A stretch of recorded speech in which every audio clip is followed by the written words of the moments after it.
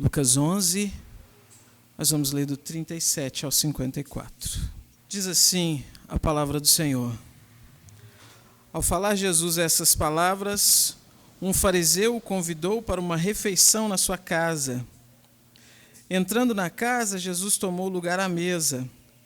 O fariseu admirou-se ao ver que Jesus não tinha se lavado antes de comer.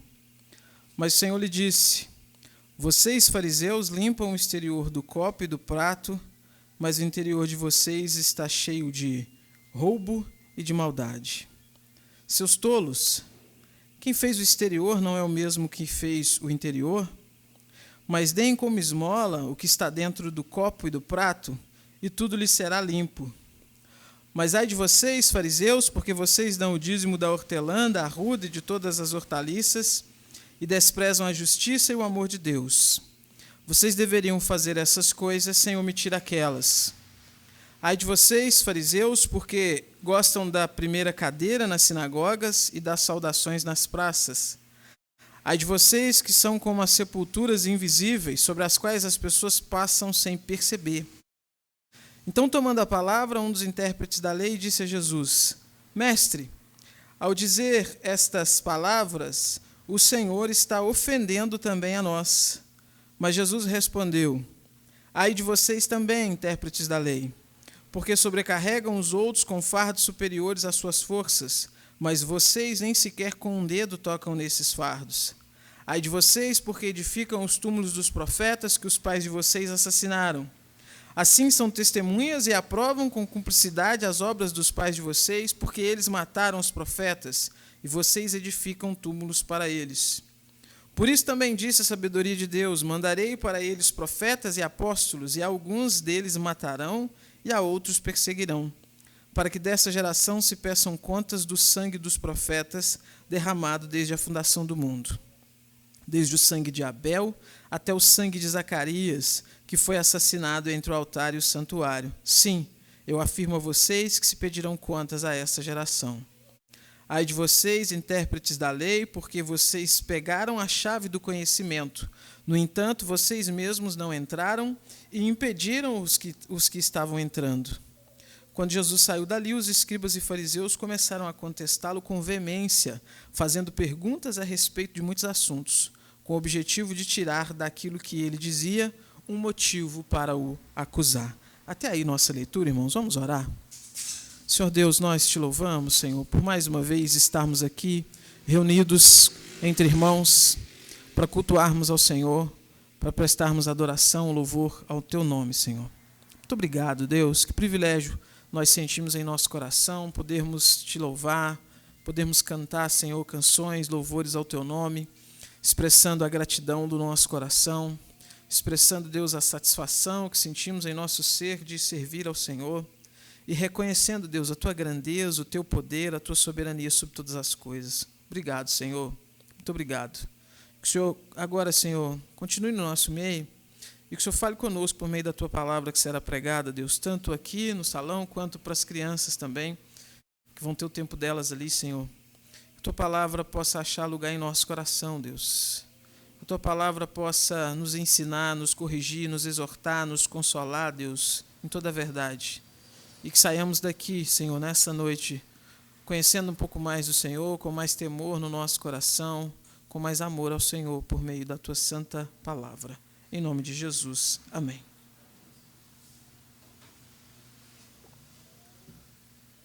Nós vamos dar sequência, irmãos, à nossa série de exposições que a gente tem feito no Evangelho de Lucas, esse evangelho tão rico para a gente em ensinamentos do Senhor Jesus.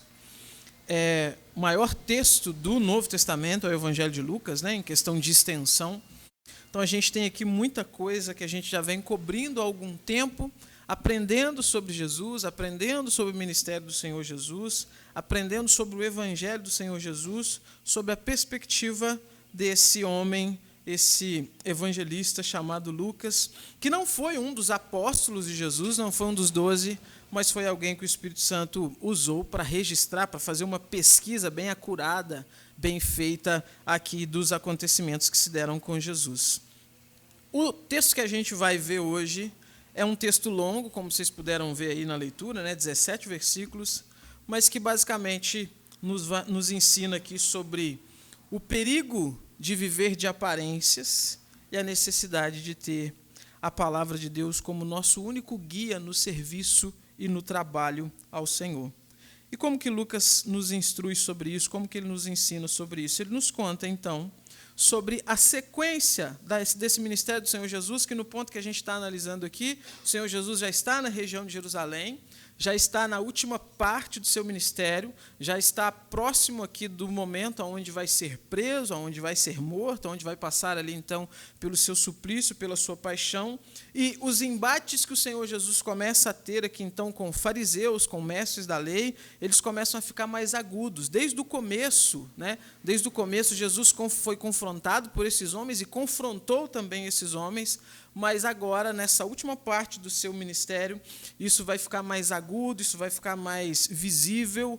Os fariseus, os mestres da lei, eles estão aqui mais raivosos com Jesus, e Jesus, por outro lado, não está aliviando nem um pouco a barra deles, né? Jesus, a gente vai, principalmente quando a gente chegar nas parábolas, vocês vão ver que Jesus pega bastante pesado com eles ali, intencionalmente, para mostrar, então, a hipocrisia que havia no coração deles, para mostrar a falsidade que havia no coração deles, para mostrar que aquela ideia que eles tinham de que eles eram, então, os detentores da palavra de Deus, da boa moral, e tudo era conversa fiada, era, enfim, como diz o grande filósofo, né, era conversa para boi dormir.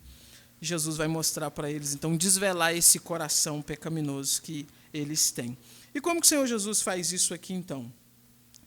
Lucas está mostrando para a gente, olha o versículo 37, que ao falar essas palavras, um fariseu o convidou para uma refeição na sua casa. Entrando na casa, Jesus tomou lugar à mesa. Que palavras são essas? São aquelas coisas que a gente viu na semana passada, que foi sobre a luz do corpo. Jesus ensinando, então, sobre a ideia de ninguém acender uma luz, colocar a luz embaixo, de não deixar a luz, então, escondida, mostrando que a luz ela tem que ficar exposta, mostrando, então, que a incredulidade do coração deles, então, era, na verdade, essa tentativa de tentar apagar essa luz que estava diante deles, que, no caso, era o próprio Senhor Jesus era a luz, que chegou e estava iluminando todas as coisas, e a intenção deles, então, ao invés de se conformar a essa luz, ao invés, então, de se dobrar diante do Senhor, cuja luz estava manifestando a podridão que havia no coração deles, eles tentavam, então, era apagar essa luz. O texto está dizendo, então, que depois disso, então, o fariseu, ele convida Jesus para uma refeição. Era muito comum nesse contexto aqui, irmãos, principalmente aqui no primeiro século, quando a gente não tem mais aquela centralidade toda do templo, igual a gente tinha no Antigo Testamento, agora você já tem diversas sinagogas espalhadas por todo o território de Israel, era muito comum, então, que aqueles mestres que ensinavam nas sinagogas, era comum eles serem convidados para um jantar, para uma refeição na casa, enfim, de alguém de certo prestígio na cidade, né? E os fariseus, eles eram pessoas de grande prestígio, porque eram religiosos, né? Eram o topo ali da cadeia alimentar religiosa de Israel. Então, por serem pessoas de prestígio, eles tinham esse costume. Acabava, então, a reunião na sinagoga, eles pegavam aquele mestre que estava ensinando, convidavam esse mestre para uma refeição, na intenção de que aquele ensinamento que o mestre ensinou ali, pregou ali na sinagoga, continuasse durante a refeição. Então, era uma maneira assim, olha, vamos chamar ele para almoçar aqui, ou para jantar, né? Para que aqui, então, a gente comece a conversa. E, principalmente, para ser uma briga de egos, porque naquelas refeições, então, eles tinham a oportunidade de confrontar de forma mais incisiva e tal. É isso que está acontecendo aqui. Apesar dos conflitos que havia entre Jesus e esses homens, apesar das tensões, Jesus, de maneira nenhuma, se negou a ir até lá, a participar dessa refeição, sabendo o que aconteceria, sabendo que, na maioria das vezes, era confronto, ele seria, enfim, colocado contra a parede, viria aquelas pegadinhas, aquelas coisas todas que a gente já viu em outras partes do Evangelho. E aí aqui acontece uma coisa interessante, porque o fariseu, talvez tendo a intenção de confrontar Jesus com alguma coisa teológica, talvez com alguma armadilha ali já preparada, alguma pergunta capciosa e tal, ele fica espantado. Olha o que diz o versículo 38. O fariseu admirou-se ao ver que Jesus não tinha se lavado antes de comer. Antes, então, de chegar ao momento crucial, que na mente dele, ele iria, talvez, então, colocar Jesus contra a parede, uma coisa chamou a atenção dele. Jesus não se lavou antes de comer. O que significa esse se lavar aqui antes de comer? Né? Será que Jesus não tinha higiene? Né? Será que é isso? Será que Jesus, poxa, com a mão suja, né? Todo sujo, foi lá e estava lá pegando no pão, aquela coisa toda? Não é necessariamente isso. A lei de Moisés ordenava, irmãos, que acontecesse uma lavagem chamada lavagem cerimonial, que era uma espécie de ritual que era feito antes da liturgia no templo. Então, tinha uma liturgia no templo, acontecia um ritual simbolizando que a pessoa estava impura, estava suja, ela deveria, então, se lavar antes de entrar no templo. Como que era esse ritual? Era simplesmente água derramada nas mãos daquela pessoa. Era uma simbologia. Banho se tomava em casa. Era só um símbolo. Era só um símbolo. Para vocês entenderem, para tentar contextualizar com a gente hoje. É igual a nossa ceia, por exemplo. Nossa ceia é o quê? Um pedacinho de pão e um pouquinho de suco. Não é, né, para a gente, enfim, né, matar a fome. Por quê? Porque é um símbolo. É um elemento simbólico que está representando alguma coisa. Essa lavagem que acontecia antes desses rituais no santuário era da mesma forma. Mas o que acontece? A tradição rabínica, que era aquele costume que esses homens tinham de acrescentar diversas coisas ao que a lei já dizia, ao que a palavra de Deus já dizia, essa tradição estendeu esse ritual e acrescentou o fato de que todas as vezes que alguém fosse entrar numa casa, todas as vezes que um judeu chegasse da rua, então, ele deveria fazer todo um ritual de purificação. A ideia era assim: pode ser, talvez, enquanto eu estive andando na rua, talvez eu tive contato com algum gentil, com algum impuro, e isso me tornou impuro. Então, já para adiantar, para não ficar na dúvida se teve contato ou não, se tornou impuro ou não, se tornou comum, então, fazer toda essa lavagem cerimonial. Então, antes de entrar na casa, tinha aquela lavagem, tinha aquela limpeza, tinha todo aquele ritual, na ideia do quê? Eu sou um fariseu, eu sou um judeu, eu não posso ter contato com pessoas impuras porque eu não sou impuro. Então, eu não posso entrar aqui e comer sem ter feito esse ritual. O homem percebeu, então, que Jesus não fez o quê? Jesus não fez isso. Jesus não entrou na dele. E esse costume, irmãos, a gente vê, dá um pulinho comigo em João capítulo 2, versículo 6, vai estar no slide aqui para a gente ganhar tempo. Aqui é o contexto daquele casamento que acontece lá em Caná da Galileia, que é quando Jesus, então, realiza o seu primeiro milagre. Lembram do primeiro milagre de Jesus? Foi transformar água em vinho. E como que ele faz isso? Ele não faz surgir água assim, ex nihilo, do nada, né? Não porque não tivesse poder para isso. Mas o texto diz que estavam ali 6 potes de pedra que os judeus usavam para as purificações, e em cada um cabiam cerca de 100 litros de água. Ou seja, 6 potes, cada um cabendo 100 litros, tínhamos ali 600 litros de água. Por que isso? Vamos lembrar o contexto. Era uma festa de casamento. Eles não estavam no templo. Por que tinha 600 litros de água disponíveis numa festa de casamento para que se fizesse essa limpeza cerimonial? Por causa dessa tradição. Uma festa de casamento ia ter o quê? Muita gente. Muitos judeus chegando para festejar. Então, tinha que ter água suficiente para que todos eles realizassem esse ritual, porque estavam vindo da rua. Pode ser que ali na rua tivessem tido contato com alguma coisa impura. Esse é o costume. Mas Jesus, como eu falei, não está nem aí para isso, irmãos. Por quê? Porque, veja, Jesus, ele não se importa muito, irmãos, com os acréscimos que a gente tenta fazer à palavra de Deus, com os acréscimos que as nossas tradições fazem à palavra de Deus. Então, Jesus não dá ideia para isso. Diversas vezes, você lendo os evangelhos, você vai ver que os fariseus estão assim abismados, porque, nossa, em outro contexto, né, os seus discípulos estão comendo sem lavar as mãos. Nossa, ele está curando alguém no sábado. Oh, que coisa absurda. Olha que absurdo que aconteceu. Jesus está comendo com gentios e publicanos. Por que Jesus não está nem aí para isso? Porque não eram coisas que a lei do Senhor estabelecia. Era tradição de homens. E ele, não estou nem aí para essa tradição de vocês. E aí, Jesus vai usar essa ocasião e o fato do fariseu ter ficado espantado, para dar neles aqui uma grande lição. Veja o versículo 39. Mas o Senhor lhe disse: vocês, fariseus, limpam o exterior do copo e do prato, mas o interior de vocês está cheio de roubo e de maldade. Olha que interessante isso daqui que Jesus está fazendo. Qual que é o contexto? Eu vou repetir. O camarada ficou assustado, ficou então abismado, admirado, porque Jesus não participou daquela cerimônia.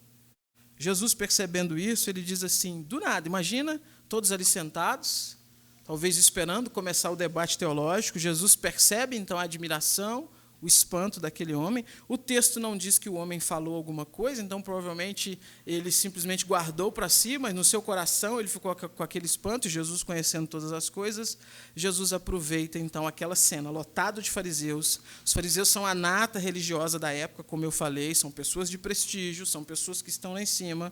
Jesus aponta o dedo para eles e diz assim: olha, vocês limpam o exterior do copo e do prato, mas o interior de vocês, não do prato, o interior de vocês está cheio de roubo e de maldade. Isso aqui é muito interessante, irmãos, porque Jesus está fazendo o quê? Ele está mostrando para eles a hipocrisia que havia no coração deles. Ele está mostrando para eles que todo aquele cerimonialismo que eles tinham não fazia sentido algum. Jesus está dizendo para eles assim, olha, lavar as mãos nesse ritual de purificação, enquanto seu coração permanece imundo, é tão absurdo quanto você pegar um copo sujo, um prato sujo e limpar ele só por fora. Você não faz isso na sua casa, faz. Imagina, você pega lá então aquele copo todo sujo, e aí você vai tomar uma água, você está com sede, vai tomar uma água, aí você limpa o copo só por fora. Aí, sei lá, o copo está sujo de feijão por dentro, alguma coisa assim. Aquela mistura que fica na pia, bem, aquela coisa bem, né, legal, né? Mistura ali, aquela coisa toda. Aí você pega o copo, aquela água grossa, joga aquilo fora, limpa só por fora. E você faz isso? Não faz. Por quê? Porque não precisa nem dizer, né? Aí Jesus está dizendo, está vendo o quanto que isso é uma coisa absurda? É absurdo você pensar isso, de lavar o copo só por fora. Da mesma forma, é absurdo toda essa cerimônia que vocês fazem. Por quê? Porque para Deus ela não tem sentido algum. Por quê? Porque a sujeira de vocês não está nas mãos. Sujeira de vocês não está no contato que você tem ou não com um gentio lá fora. A sujeira de vocês está dentro do próprio coração de vocês. E isso, essa água aí que vocês estão usando não limpa. Esse é o ponto, irmãos. Esse é o ponto que Jesus está mostrando aqui. E sabe, isso fala com a gente muito. Isso fala muito com a gente. Por quê? Porque a gente, irmãos, é chamado pela palavra de Deus a cuidar do nosso coração, para que a nossa vida cristã, enquanto servo de Deus, não seja dessa mesma forma. É por isso que a gente tem que tomar cuidado para que nós, então, não fiquemos aqui, sei lá, cheios de nós mesmos, com a nossa confessionalidade reformada, com a nossa teologia ortodoxa e conservadora. Por isso que a gente precisa cuidar de nós mesmos, para que a gente não fique inflado, porque a nossa liturgia é uma liturgia simples, é uma liturgia bíblica e tudo mais, sendo que, às vezes, por dentro, o nosso coração, ele não está tão limpinho assim, igual a gente tenta transparecer. E aí não adianta nada, você vir aqui, domingo após domingo, como um bom crente reformado, né? E aí durante a semana, você viveu uma vida podre, como se Deus não importasse nada para você, como se Deus fosse um acessório somente para o domingo às 19 horas.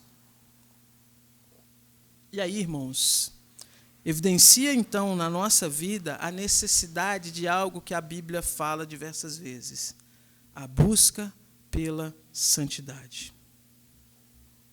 Porque A parte teológica, ela é muito importante, é óbvio que ela é muito importante, ela é o que norteia a nossa vida, o nosso aprendizado, o conhecimento das Escrituras, a boa interpretação das Escrituras, a boa exposição das Escrituras, bons estudos bíblicos, e a gente participar disso e a gente entender, isso é extremamente importante. Mas, irmãos, isso não vale de nada, se isso não tiver um reflexo na nossa vida diária. Você pode ser um doutor, ter um pós-doc em teologia reformada. Se na segunda-feira, quando você sai para os seus afazeres, seja onde for, você viver como um ímpio, a sujeira, a podridão, continua dentro do seu coração. E esse é o grande problema. É por isso que a santidade, então, ela é importante, porque a santidade é a aplicação de tudo aquilo que a gente aprende, que a gente entende na teoria, na nossa vida prática. A santidade é o quê? É eu aprender que, então, Deus é santo. Deus quer, então, que eu viva uma vida que dê testemunho, então, da transformação que houve no meu coração. A santidade é o quê? É eu colocar isso em prática. É eu viver, então, e agir como alguém que teve, de fato, o coração transformado. E olha, irmãos, tudo bem que não justifica, tá? Não justifica, mas Deus vai punir tanto um quanto o outro. Então, a gente cobra dos dois. É por isso que tem muita gente que às vezes tem pavor de crente. Sabe por quê? Porque às vezes a pessoa teve contato com aquele crente, tipo esse fariseu aqui, sabe? Que na teoria era uma coisa fabulosa. Nossa, e fala, e diz, e promete, e ensina e tudo mais. Mas na prática... E olha, irmãos, vamos lá. Deixa eu até beber uma água. Tem situações, por mais triste que isso seja, para nós, tem situações que às vezes a gente preferia lidar com um descrente do que com um crente. Se a gente for abrir aqui, para cada um de vocês contar decepções que vocês já tiveram com alguém que apareceu dizendo assim, não, eu sou da igreja do fulano de tal, da igreja do pastor tal. Tem lá a cara do pastor na placa da igreja.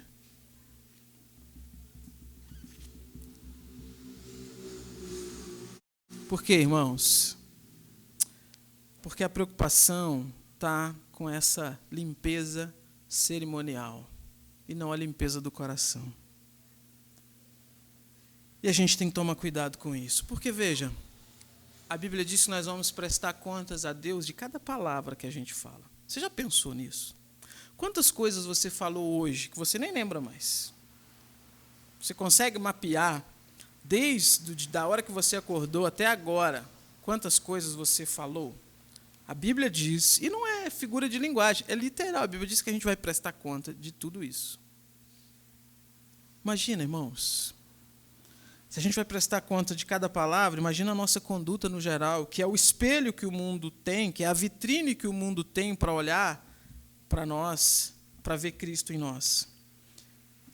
Se você diz que é crente, se você frequenta uma igreja, se você se batizou, tem lá, sei lá, sua carteirinha de membro, aquela coisa toda, mas a vitrine que você está expondo lá para o mundo é mentira, engano, adultério, podridão e um monte de coisa, enfim, você vai se ver com Deus por causa disso. E a gente precisa tomar muito cuidado com isso. Versículo 40, olha o que Jesus diz. Depois que ele critica eles, então, por quê? Por essa ação totalmente sem sentido. Ele diz assim, seus tolos, quem fez o exterior, desculpa, não é o mesmo que fez o interior. Vou repetir, Jesus não refresca para eles, irmãos. Olha, Jesus, ele não tinha a mínima preocupação em ser politicamente correto, tá? Ele está na casa dos caras, no miolo lá onde eles estão, e diante do embate ele vira e diz assim, seus tolos. Ou seja, agir com tolice é o quê? É ser tolo. Jesus está falando nada demais. Mas sabe o que ele está dizendo? O ponto da argumentação dele aqui é o seguinte, quando ele diz assim, olha, quem fez o exterior não é o mesmo que fez o interior. Ele está dizendo, Deus que fez todas as coisas vê tudo. Vê tudo. Inclusive a podridão que havia dentro do coração daquelas pessoas que tentavam viver de aparências. E aí, sabe, irmãos, vamos trazer isso para nós, né? Aí eu vou falar de novo, mudando aqui o pronome. O Deus que fez todas as coisas vê tudo. Inclusive a podridão que existe dentro do coração daqueles que ainda hoje tentam viver de aparências. Por fora, tudo bonitinho. Por dentro. E sabe, sei lá, as pessoas podem tentar enganar o pastor, por exemplo. E tudo bem, eu não sou detetive que tem que ficar por aí investigando a maneira como você está vivendo sua vida, o que você está fazendo, o que você não está fazendo. As pessoas podem enganar os outros à sua volta. Pode. Por quê? Porque o que está passando na cabeça da outra pessoa que está aí do seu lado? A gente não faz ideia. Mas Deus, irmãos, Deus vê tudo. Hebreus 4:3, olha o que diz. Não há criatura que não seja manifesta na sua presença, falando sobre Deus. Pelo contrário, todas as coisas estão descobertas e expostas aos olhos daquele a quem temos de prestar contas. Jó capítulo 34, versículo 21. Os olhos de Deus estão sobre os caminhos do homem e veem todos os seus passos. Salmo 139, esse aqui, enfim, tira, se ainda resta alguma dúvida, esse aqui tira todas. Olha o que diz. Senhor, tu me sondas e me conheces. Sabes quando eu me sento e quando me levanto. De longe conheces os meus pensamentos. Observas o meu andar e o meu deitar e conheces todos os meus caminhos. A palavra ainda nem chegou à minha língua e tu, Senhor, já a conheces toda. Tu me cercas por todos os lados e pões a tua mão sobre mim. Tal conhecimento é maravilhoso demais para mim, é tão elevado que não o posso atingir. Para onde me ausentarei do teu espírito? Para onde fugirei da tua face? Se eu subo aos céus, lá estás. Se faço a minha cama no mais profundo abismo, lá estás também. Se tomo as asas da alvorada e me detenho nos confins dos mares, ainda ali a tua mão me guiará e a tua mão direita me susterá. O que o salmista está dizendo? Não existe nada que fique escondido de Deus. Não existe nenhum coração que consiga esconder coisas de Deus. E saber que Deus está, então, em todos os lugares e nos contempla o tempo todo, e contempla, inclusive, esse nosso coração, é algo, irmãos, que deveria nos levar, então, ao temor elevado à enésima potência. Porque, veja, todos nós temos a nossa particularidade, a nossa individualidade. Mas em relação às outras pessoas, em relação a Deus, sabe aquelas coisas que você guarda no fundo do seu coração que às vezes você teria vergonha até de falar até para o seu melhor amigo, para a pessoa que você mais confia? Deus conhece. Deus conhece. Aquela coisa que às vezes te incomoda e tal, e que você... Deus conhece. É por isso, irmãos, que uma vida de aparência, como era o caso desses homens aqui, ela não faz sentido algum. Porque, por essa perspectiva, vamos imaginar o quão ridículo, então, é essa cena. Aqueles homens com seus corações podres, então, com seus corações totalmente afastados de Deus, quando chegam, então, numa reunião religiosa, eles ficam preocupados em chegar lá com as suas mãos bonitinho para lavar a mão. Por quê? Porque ele acha que está impuro. Ele acha que está impuro porque talvez encontrou com algum gentil na rua. Ele acha que está impuro porque talvez, sei lá, tocou em alguma coisa morta. Aí ele faz o quê? Não, eu tenho que lavar minhas mãos aqui porque eu não posso participar aqui dessa refeição impuro. E Jesus está dizendo o quê? Tolos! Olha o coração de vocês. Versículo 41, Jesus segue. Mas deem como esmolas o que está dentro do copo e do prato, e tudo lhes será limpo. Mas ai de vocês, fariseus, porque vocês dão o dízimo da hortelã, da arruda e de todas as hortaliças e desprezam a justiça e o amor de Deus. Vocês deveriam fazer essas coisas sem omitir aquelas. O que Jesus está fazendo aqui? Jesus não está deixando no ar, Jesus não está simplesmente, então, pegando uma questão genérica de uma possibilidade de sujeira no coração. Jesus está especificando o que eles faziam aqui, uma das coisas. E ele diz assim, olha, ai de vocês, porque a piedade de vocês ela é fingida, porque é uma piedade que esconde, na verdade, o desprezo que eles tinham pelas coisas de Deus e pelas pessoas necessitadas. O que acontece? Ainda nessa questão de acrescentar coisas à palavra de Deus, os fariseus eles estabeleceram alguns costumes que favoreciam o lado religioso, o lado visível da religião, por outro lado, desfavorecia a prática religiosa, que era o que a lei defendia. Explico o que eu estou querendo dizer. A lei determinava que deveria haver, então, um cuidado pelos pobres, pelos órfãos, pelas viúvas e pelos estrangeiros. Era isso que a lei determinava. Esses homens aqui eles estão fazendo uma troca. Porque no que diz respeito a dar dízimos, no que diz respeito à contribuição, a lei no Antigo Testamento, ela determinava, dar dízimo dos produtos do campo, né?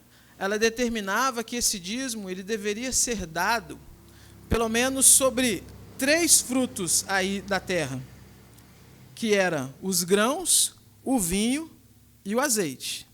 Era isso que a lei especificava. A lei não entrava em detalhes sobre diversas outras coisas. A lei não falava, sei lá, você plantou lá um canteiro de couve, você tem que tirar 10% da couve e dar como dízimo. A lei não estabelecia isso, ela estabelecia, dê o dízimo dos grãos, do vinho, no caso das uvas, do azeite, azeitonas. Mas os fariseus, eles eram piedosos demais. Poxa vida, eles eram muito santos. Eles entenderam o seguinte, não, Deus, só isso não. Nós vamos aqui ajudar o Senhor, nós vamos dar um pouquinho mais. E eles estabeleceram o quê? Todas as hortaliças, hortelã, arruda, qualquer coisinha, tinha que tirar ali, então, o dízimo disso, seja a mínima coisa. E aí, de novo, a lei pede isso? Não. Quem estabeleceu isso? Eles. Por que eles estabeleceram isso, sendo que Deus não pediu? Por causa do orgulho que inundava o coração deles, irmãos. Essa ideia, então, nós somos piedosos.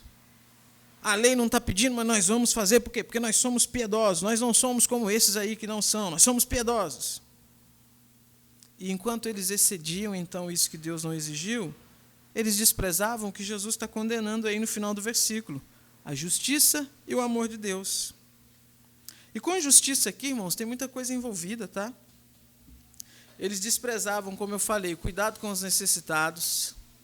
Eles chegaram ao ponto de desprezar o cuidado que os filhos deveriam ter com os pais. Né? Naquela época não tinha previdência, não tinha questão de aposentadoria, não tinha nada. A obrigação de cuidar dos pais idosos era dos filhos. Aquilo que os filhos tinham era para cuidar da família deles e dos pais quando ficassem idosos. Eles estabeleceram o seguinte, não, se você jurar pelo templo que todos os seus bens vão ser dados, então, para o templo, você fica desobrigado de cumprir a sua obrigação com o seu pai. Você pode, então, deixar o seu pai e sua mãe na rua, na sarjeta, sendo que você o jurou, então, pegar os seus bens e dar lá para o templo.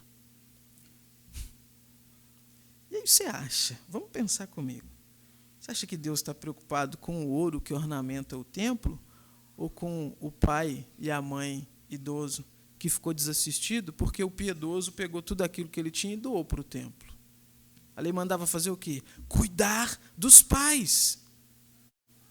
Era isso que a lei dizia, foi isso que o Senhor estabeleceu. Nessas mudanças que eles estão fazendo, eles estão detonando tudo o que Deus quer, estabelecendo coisas novas e posando de quê? De piedosos. Sabe, irmãos, Aí a gente pode estar pensando assim, pastor, mas não se aplica a nós isso, né? Nosso contexto é diferente e tal. Irmãos, nós somos por natureza, seres religiosos. Por natureza, nós exercemos devoção. Até o ateu? Até o ateu. A devoção dele está onde? No ateísmo. Simples assim. O problema não é, a questão não é você como ser humano, eu como ser humano, nós sermos seres religiosos e seres que exercemos devoção. A questão está em como e a que nós direcionamos essa nossa devoção. De acordo com a Bíblia, nós devemos devoção somente a quem? A Deus. Ponto. Mas veja, como que se é devoto a Deus? Como que se faz para servir a Deus? Como é que você faz, então, para ser um crente? Alguém que crê em Deus e que serve a Deus com a sua vida? É simplesmente você chegar e falar assim, não, olha, a partir de agora eu descobri que eu sirvo a Deus, que eu quero servir a Deus, então eu vou fazer tal e tal coisa para servir a Deus. É assim? É Deus que determina a forma como Ele quer ser servido. A nossa devoção a Deus, então, ela não vem do nosso coração, ela não vem da nossa cabeça, ela não vem da nossa boa intenção. Não, eu estou aqui com toda boa intenção, então eu vou fazer isso daqui para Deus. Sabe quem fez isso? Uzá. Lembra de Uzá? Davi está pegando a arca, devolvendo a arca para o tabernáculo, depois de 40 anos que ela ficou fora do tabernáculo. A lei determinava, o Senhor tinha exigido que quem deveria carregar a arca? Sacerdotes. Fizeram lá aquelas varas lá, madeira de acácia, revestidas com ouro. O sacerdote deveria carregar a arca no ombro. O que Davi está fazendo? Comprou um carro de boi novinho, 0 quilômetro. Último ano. Tacou a arca em cima, está puxando, com bois que nunca fizeram nenhum serviço, novinhos também, 0 quilômetro. E dançando na frente, aquela coisa toda. O Uzá está do lado, acompanhando o séquito real. Na cabeça deles, eles estão fazendo o quê? Servindo a Deus. De que modo? Do modo deles, mas estão cheios de boa intenção. O texto bíblico diz que o boi tropeça. O boi tropeça, o carro de boi dá, aquela galeada assim, a arca escorrega, vai cair. O Uzá faz o quê? Vou segurar, vai cair, né? Na hora que ele coloca a mão, o que acontece? Ele morreu. Por quê? Porque o Senhor determinou que não poderia tocar na arca. Mas, nossa, Deus matou ele porque ele encostou na arca. Sim, foi Deus que matou. Você acha que ele colocou a mão ali porque, ele queria, tirar uma selfie, né? Vou colocar a mão aqui para fazer uma selfie. Não, irmãos. Boa intenção, o negócio ia cair em cima do carro, foi segurar. Por que o Senhor o fulminou na mesma hora? Porque Deus é mau, né? Deus é muito mau, Deus é muito rígido. Deus é santo. E já estava estabelecido durante séculos a maneira como as coisas deveriam ser feitas. Quando o ser humano menospreza a palavra de Deus, quando esse ser humano religioso, que eu falei então, que da sua natureza ele é um ser de devoção, quando ele menospreza a palavra de Deus, nessa sua intenção de servir a Deus, ele tem diante de si, então, duas opções, que no final se mostra como apenas uma, eu vou explicar. Primeiro, sem ser guiado pela palavra de Deus, ele pode direcionar a sua adoração a outro ser que não seja Deus? Ele pode estabelecer na cabeça dele algum tipo de Deus, ele pode imaginar, que Deus é uma força da natureza, ele pode estabelecer na cabeça dele que Deus, é um animal, é uma planta, alguma coisa assim. Ou ele pode exercer a sua devoção a Deus, o Deus real, mas de uma forma errada. Que no final dá na mesma, irmãos. Porque Deus não aceita devoção que seja feita a Ele da forma que está fora da sua palavra. Se estiver, ou melhor dizendo, fora da sua palavra. E se o ser humano, irmão, se nós tirarmos então a palavra de Deus como tendo esse papel de normatizar, de legislar sobre a forma como nós vamos ter a nossa devoção a Deus, nós vamos ter que colocar outra coisa no lugar, automaticamente. E, geralmente, essa outra coisa que a gente coloca no lugar é o nosso próprio coração, que gera o quê? Suas próprias ideias, porque são baseadas num coração que é o quê? Corrupto, pecaminoso, depravado. É isso que os fariseus estão fazendo. Seres extremamente religiosos, na cabeça deles estão cheios de devoção a Deus, mas o que eles estão fazendo? Eles estão menosprezando a palavra de Deus e estão estabelecendo coisas, e mais coisas, e mais coisas. Porque se a palavra de Deus saiu como regra, entrou o que agora? O coração deles. E eles estão estabelecendo o quê? Um serviço a Deus baseado neles mesmos. Aí eles acrescentam uma coisa, acrescentam outra, e acrescentam tanta coisa que nem eles têm condições de cumprir. E aí começa a se ter o quê, então? Uma vida de aparências. Aquela vida que, sabe, colocou tanta coisa. Servir a Deus tem que ser assim, tem que ser assim, tem que ser assim, tem que ser assim, tem que ser assim. Ninguém consegue fazer.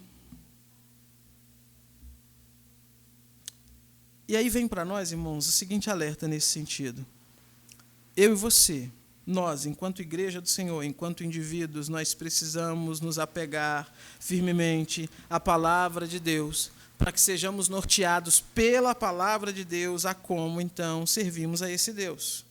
Porque confiar no seu coração não é algo aconselhável pela Bíblia, porque o seu coração não é confiável. Vou te provar isso. Em coisas simples, do dia a dia.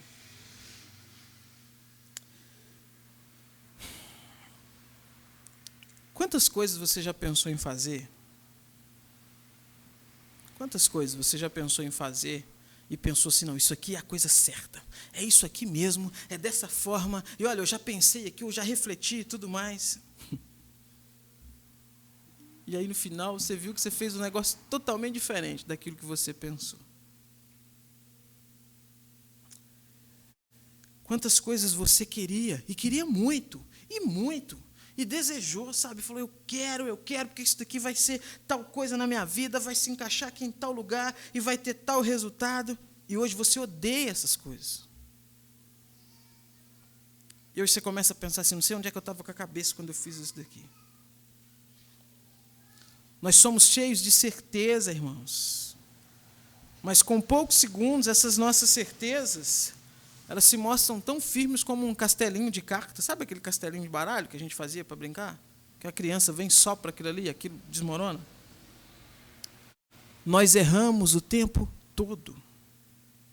A gente confia em quem não é para confiar, a gente desconfia de quem é para confiar, a gente quebra a cara, a gente enche a boca para prometer e dizer assim, não faço isso nunca mais, mas esse nosso nunca mais dura pouco, né? Pouquíssimo. Nós somos assim, sabe? Instáveis, voláteis. Um dia a gente está para um lado, outro dia está para o outro, um dia está querendo uma coisa, outro dia está querendo outra coisa. E como que a gente pode pensar que a gente, sendo desse jeito, a gente pode estabelecer no nosso coração a forma de fazer as coisas para Deus? Sendo que a gente não é capaz de estabelecer nem as coisas que a gente precisa fazer para a gente. A gente não pode, irmãos. É por isso que a gente precisa disso aqui, ó. Bíblia.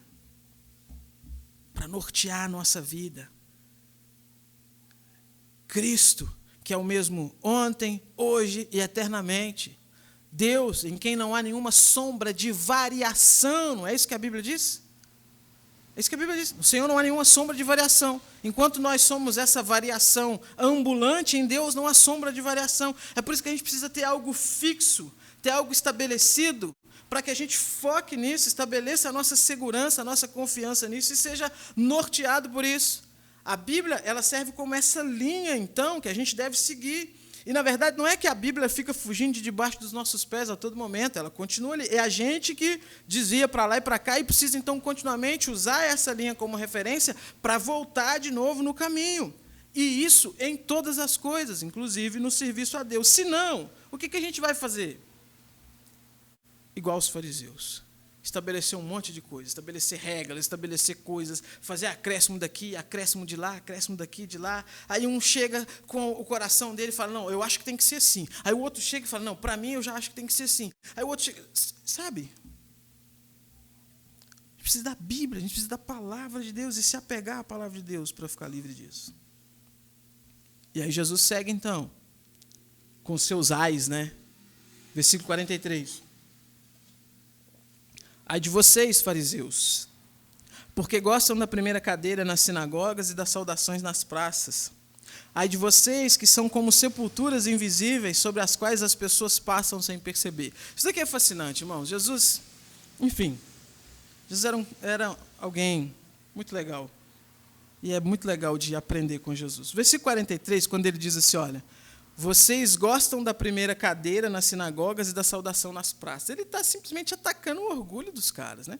Porque era comum nessa época, você andando pela rua então, você via um fariseu e tinha toda aquela saudação, mas não era tipo assim, oi, senhor fariseu, tudo bem? Não, era, sabe, sei lá, tipo o que você vê acontecendo com o Papa hoje, né? O camarada vai lá, deita, pega na mão, beija, aquela, oh, sua santidade, aquela coisa toda. É disso aqui que Jesus está falando, vocês gostam disso. Vocês gostam da saudação nas praças, ser reconhecido, então, como, oh, irmão fulano de tal, e aquela reverência toda. Você gosta disso, o coração de vocês gosta. Mas primeiro ele disse o quê? Ai de vocês por causa disso. Esse ai aqui, toda vez que você lê na Bíblia e tiver escrito assim, ai de você, seja quem for, isso é uma sentença de juízo sobre a vida da pessoa. Isso é uma sentença de que a ira de Deus está sobre aquela pessoa, naquela conduta, caso aquela pessoa não mude. Então, Jesus não está dizendo isso aqui como se fosse uma coisa boa, ele está dizendo, vocês vão se ver com Deus. Por quê? Porque vocês gostam das saudações nas praças. Vocês gostam dos primeiros lugares, na sinagoga, chegar, sentar lá na frente, sabe? Para todos verem e falar assim, olha, aqueles que estão ali na frente são os fariseus, são os diferentes, são os intocáveis. Agora, olha o versículo 44, eu vou ler de novo. Ai de vocês que são como sepulturas invisíveis, sobre as quais as pessoas passam sem perceber. Lembra do que eu falei lá no começo? Que aquela limpeza cerimonial toda, ela surgiu com aquela ideia, o quê? Vai que a gente encostou em alguma coisa impura, e isso fez a gente se tornar impura. Esse era o objetivo. Tocar numa sepultura era tornar alguém impuro. E Jesus está dizendo o quê para os fariseus? Que eles são sepulturas invisíveis, sobre as quais as pessoas passam e tocam sem perceber. O que Jesus está dizendo aqui? Jesus está dizendo assim, olha, vocês se acham tão limpos e tão puros, mas vocês são as próprias sepulturas ambulantes, que estão por aí contaminando as outras pessoas com o ensinamento de vocês. Vocês acham que são os puros, vocês acham que são os bons, os diferentes, vocês estão contaminando todo mundo, estão sujando todo mundo, vocês são sepulturas invisíveis. Meu irmão, pensa no quanto que isso daqui feriu o orgulho dessas pessoas. O camarada está dizendo o quê? Não, eu, tudo esse eu para ele como coisa boa, e Jesus está dizendo assim, vocês são podres, sepulturas ambulantes, que estão contaminando e sujando as outras pessoas. Aí olha o versículo 45, né? Então, tomando a palavra, um dos intérpretes da lei disse a Jesus, mestre, ao dizer essas coisas, o Senhor está ofendendo também a nós. Os intérpretes da lei e os fariseus eram dois grupos diferentes, que, de certa forma, em alguns momentos, havia uma intersecção entre eles, ou seja, havia alguns fariseus que eram intérpretes da lei, alguns intérpretes da lei que eram fariseus, mas isso não era regra, eram grupos diferentes. Quando ele ouve isso daqui, ele toma as dores do amigo, e ele diz assim, Senhor, aí não, hein? Estou falando isso aí, o senhor está me ofendendo também. Talvez pensando que Jesus fosse dizer assim, não, vocês, intérpretes da lei, vocês são diferentes. Isso aqui vale só para os fariseus. Olha o versículo 46. Mas Jesus respondeu, ai de vocês também, intérpretes da lei, porque sobrecarregam os outros com fardos superiores às suas forças, mas vocês nem sequer com um dedo tocam nesses fardos. De novo, irmão, Jesus não aliviou para eles. Jesus está dizendo assim, vocês são iguaizinhos. São iguais. Vocês acrescentam um monte de coisas, exigindo que as pessoas sigam. Mas vocês conseguem um jeito de burlar a lei para tentar dizer que vocês não precisam seguir isso. Vale só para o outro, para mim não. É por isso, irmãos, que o termo farisaísmo se tornou na nossa cultura uma espécie de sinônimo de hipocrisia, né? De mentira, de falsidade. Um monte de exigências, um monte de coisas. Para quê? Para colocar peso sobre as outras pessoas. E sabe, irmãos, se você conhece um pouquinho da palavra de Deus, você sabe que o que está na palavra de Deus, nós não conseguimos seguir. Quem aqui pode levantar a mão e dizer assim, não, eu tenho capacidade de seguir tudo que Deus exige aí? A gente não tem, irmãos. Por isso que a gente precisa de Jesus. Por isso que Cristo veio. Se a gente tivesse condição, Jesus não precisava vir. É por isso que na nossa conversão, quando nós cremos em Jesus, nós recebemos Cristo como nosso Salvador e como nosso Senhor, aquele que conduz e guia a nossa vida diariamente. Por quê? Porque quando nós nos depararmos diante de algo que a gente não consegue fazer, quando a gente perceber e dizer assim, olha, eu estou falhando nisso daqui que a Bíblia exige que eu faça, a gente grita, Jesus, me ajuda. E a gente tem a condução, a ajuda do Espírito Santo e o perdão de Deus. O que esses homens estão fazendo é, além disso que está na Bíblia, que ninguém consegue cumprir, que ninguém dá conta, eles estão acrescentando mais coisas, estão colocando mais pesos. E Jesus está dizendo o quê? Ai de vocês, por causa disso, vocês estão sobrecarregando os outros com fardos. Versículo 47 até o versículo 51, Jesus vai acusá-los, uma acusação gravíssima, de outra falsidade,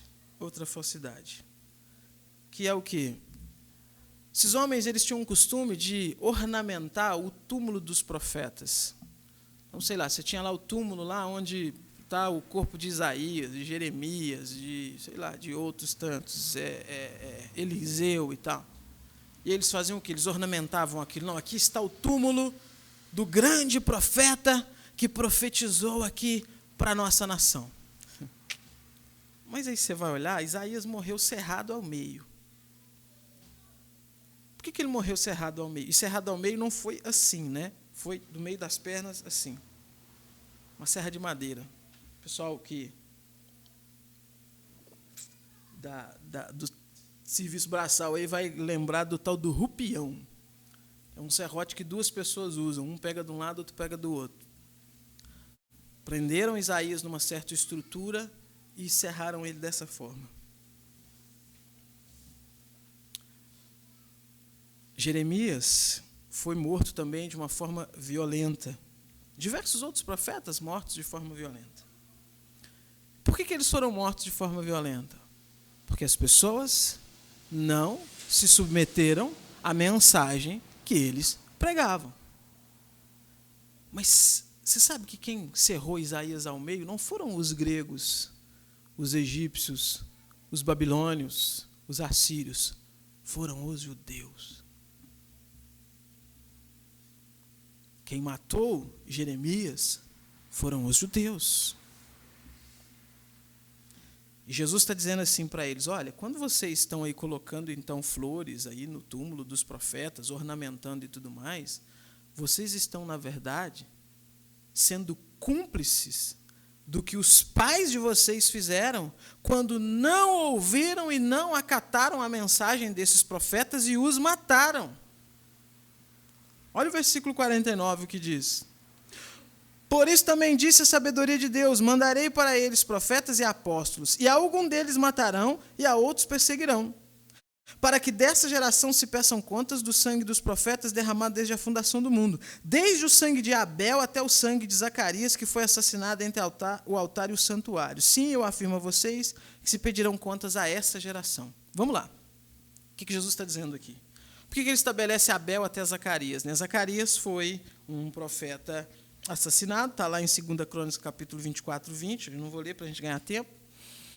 Abel foi morto por Caim lá no começo da história, vocês sabem disso. E todos esses homens, na tradição judaica, são considerados como profetas. Abel é considerado como um profeta porque ele morreu porque estava prestando um serviço a Deus como Deus exigia. Caim ficou com inveja, matou ele. Então, ele é tido como um profeta.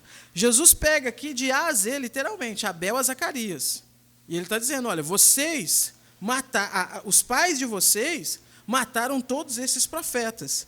E por que Jesus está dizendo aqui, então, no 51, que vai se pedir contas daquela geração, daquelas pessoas que estão ali, da morte desses profetas lá de trás? Porque eles têm ali diante deles o profeta por excelência, que é Jesus, que veio para confirmar a mensagem que todos esses outros profetas pregaram. A Bíblia não tem contradição, irmãos. A Bíblia é uma coisa só, a mensagem é uma coisa só.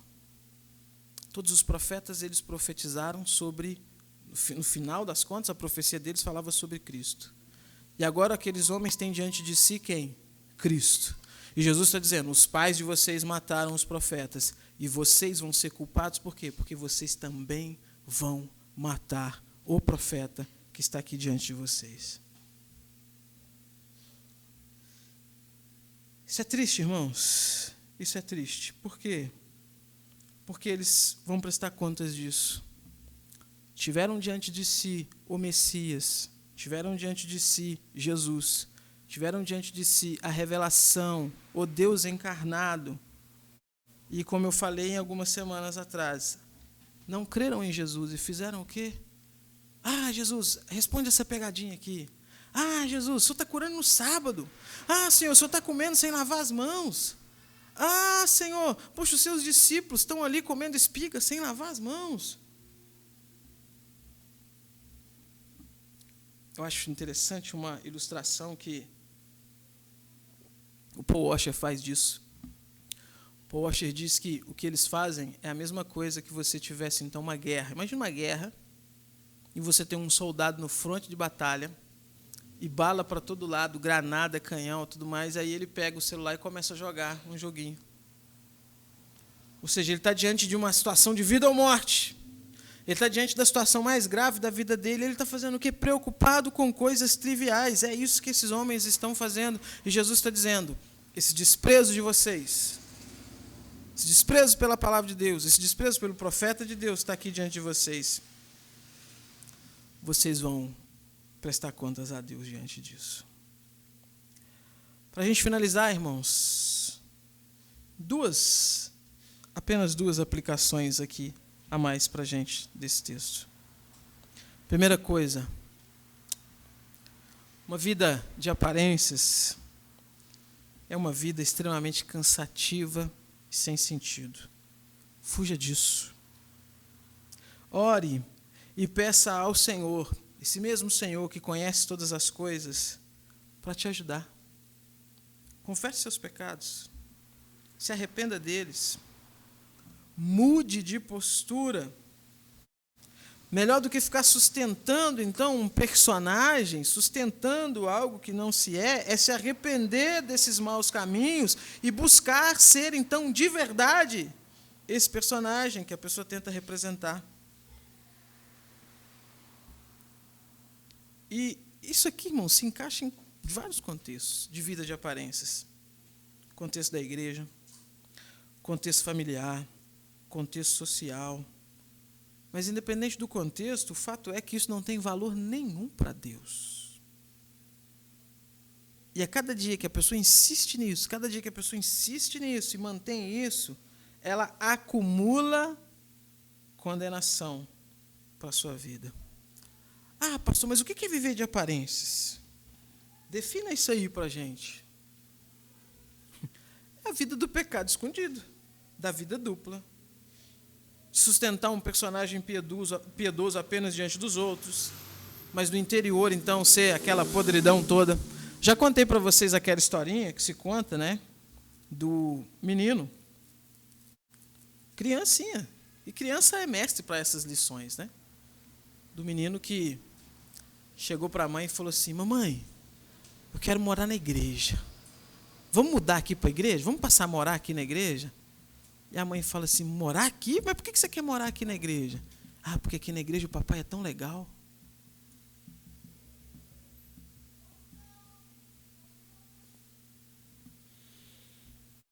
É a vida, irmãos, de colocar fardos pesados sobre os outros, sabe? Sendo exigente demais com os outros, cobrando demais dos outros, postura dos outros. Você tem que ser assim, você tem que fazer assim. Se não for assim, não dá certo, se não for assim. Mas em relação à própria pessoa, não.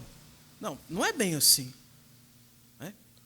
Quando o caso é com o outro, justiça. Porque a justiça manda fazer isso. Porque é isso aqui que é o justo. Quando o caso é comigo, gente, mas olha... Deixa eu explicar, né? Olha, mas tenha misericórdia. É isso. Fuja disso, meu irmão, minha irmã. Se há alguma raiz disso no seu coração, fuja disso. Peça ajuda a Deus, peça ajuda à igreja, peça a Deus misericórdia, mude de postura. Segunda e última. A gente viu aqui, irmãos, o perigo de acrescentar coisas à palavra de Deus. Então, a gente precisa descansar o nosso coração na certeza de que a palavra de Deus é suficiente. Satisfaça-se com a palavra de Deus. Apegue-se à palavra de Deus e deixe a palavra de Deus nortear toda a sua vida. Em todos os contextos, principalmente na sua vida de serviço ao Senhor. Não confie em você. Não confie no seu coração. Confie na palavra de Deus, se guie por ela e se oriente por ela. Vamos orar?